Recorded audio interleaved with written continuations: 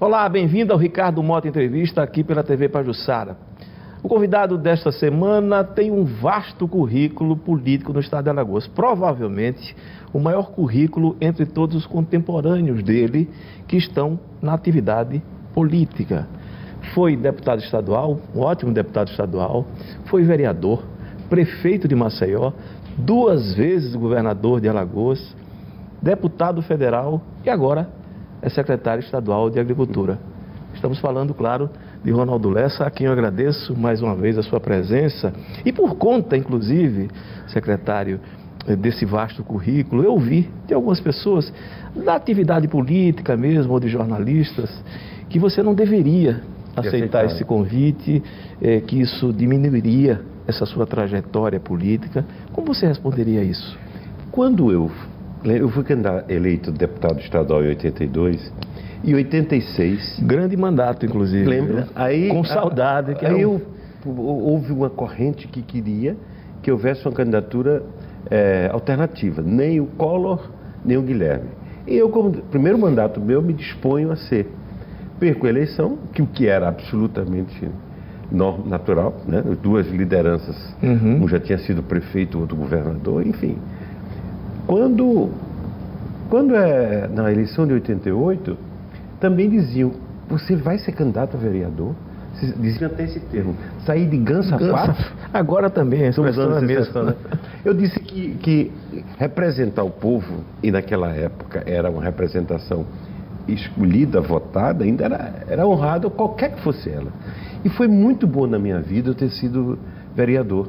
Vereador foi a coisa decisiva, Ricardo, para eu definir que queria ser candidato a prefeito.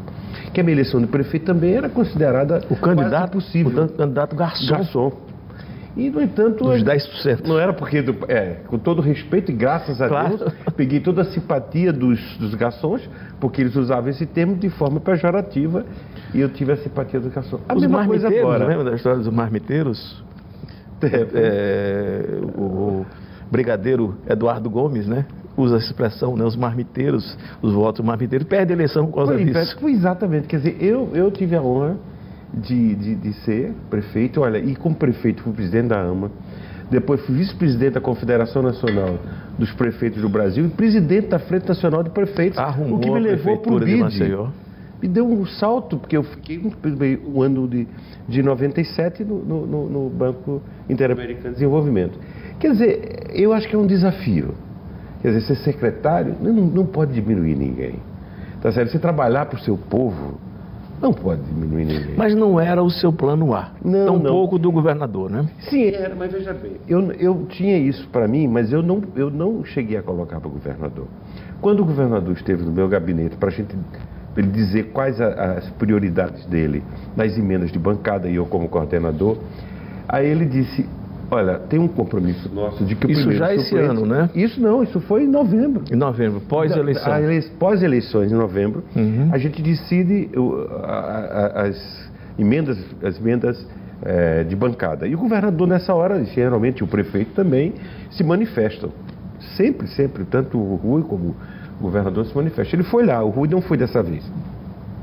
O governador foi e disse, olha, o compromisso é aproveitar o primeiro suplente, só que até eram 2 suplentes, porque a gente dividiu a chapa, era porque a gente queria dividir, e eles pediram para a gente juntar uma chapa só. Mas no seu caso, Ronaldo, eu queria que você ficasse aqui. Não achava... acho que você contribui mais no Estado sendo como deputado do que sendo secretário. O que coincidiu com o que eu queria. Acho que você daria mais estofo a essa bancada de Alagoas. Ajudava, né? Eu acho que há uma certa, muita... eu aprendi também. Não adianta dizer que chega lá e o cara sabe. Né? É o primeiro mandato, então é um aprendizado. Né? E foi muito importante para mim. Fui vice-presidente da comissão, fui vice-líder, fui presidente da Frente Nacional de Engenharia. Quer dizer, eu aprendi um bocado em Brasília. Então eu queria ficar, mas a vida é assim, ela nem sempre é o que a gente quer, mas o que pode oferecer. A realidade se impõe, né? A realidade se impõe, isso não me diminui em coisa nenhuma. Eu sempre tive um carinho todo especial, sobretudo a a questão da agricultura, porque a vocação... Tinha duas coisas na minha vida que eu sempre disse que era importante no Estado. A agricultura e o turismo. A Latour... Você fala como a base econômica, base né? econômica. Certo. São fundamentais. Quer dizer, naquela época, você coloca a educação... Só a questão da agricultura. O Estado era eminentemente agrícola. Sempre foi a nossa base. Mas em 1969, 68, a minha mãe, viúva, e comigo me emancipou. Viu a entrar numa empresa com a Latour. Uma viúva de quantos filhos, me perdoe, eu faço questão de registrar. 7 filhos. E o mais velho tinha casado. Todos homens. Todos homens. Impressionante. E então nós citamos a Latour, fomos juntos sócio dela. A gente já tinha a visão do turismo. E não foi à toa que a gente fez o centro de convenções, tive a honra no nosso governo de realizar, no novo aeroporto, quer dizer, e hoje o turismo os passos fundamentais para o turismo de Alagoas. Eu conversava ontem com Alexandre Toledo e ele citava exatamente isso como as pedras fundamentais para alavancar o turismo de Alagoas, o aeroporto e o centro de convenções. Pois é, essa estrutura foi muito importante. E a agricultura também a gente teve essa visão, mas não tive a oportunidade. Por exemplo, uma coisa que a gente fez concurso, porque tinha que ter definido prioridades.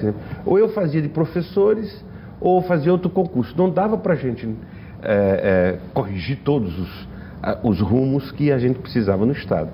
Então, por exemplo, a agricultura não houve oportunidade. Eu fiz para fiscal de renda, para professor, fiz para médico, um bocado de gente, policiais, precisava de segurança, mas não fiz. Por exemplo, e hoje eu tenho, por exemplo, eu peguei os números da agricultura e tá pouca gente, quase nada, quer dizer, não houve renovação, né? Talvez pela crise, só planejamento também, né? Então, eu sempre priorizaria.